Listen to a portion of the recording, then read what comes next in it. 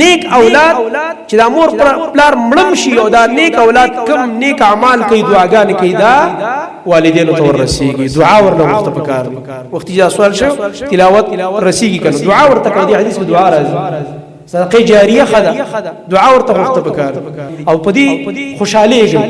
پدی باندې تندی باندې ګونجه براواله چې د خیر کار کوي او چا تعاون وخت چې سړي وس کې دا ورکوه خو تندې مګونجي کوه خپکیږم پېما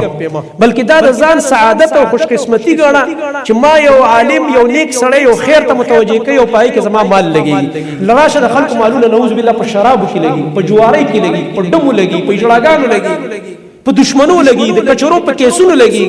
سان باندې مرګ راشي درې سيزونه د فایده ورکړي اذا مات ابن ادم انقطع عنه عمله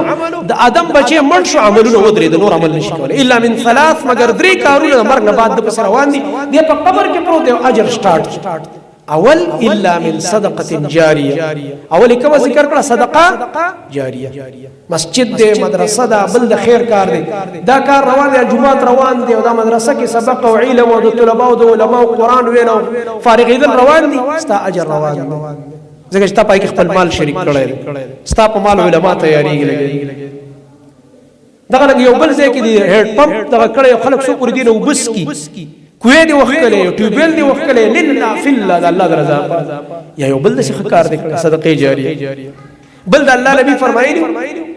او علم ينتفع به اغه علم چې عالم منشو او خلق ترستو فایده اخلي چاته قران ویلې چاته حدیث خو دي شاګردانی دي سو پوری دا شاګردان به دا وی شاګردان به دا چې دا سلسله دي عالم روانه و د قبر تاجر روان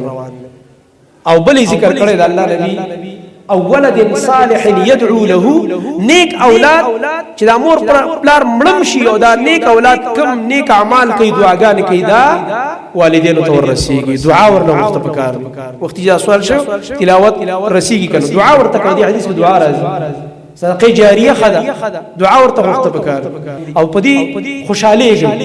پدی باندې تندی باندې ګونجه براواله چې د خیر کار کوي او چا تعاون وخت چې سړي وس کې دا ورکوه خو تندې مګونجي کوه خپکیږم پېما بلکې دا د ځان سعادت او خوش قسمتي ګڼه چې ما یو عالم یو نیک سړی یو خیر ته متوجي کوي او پای کې زما مال لګي لراشه د خلق مالونه نعوذ بالله په شرابو کې لګي په جواري کې لګي په ډمو لګي په جړاګانو لګي په دشمنو لګي د کچرو په کیسونو لګي په نور مصیبتونو کې لګيږي خوشاله شې چې استعمال په خزه کې ولګي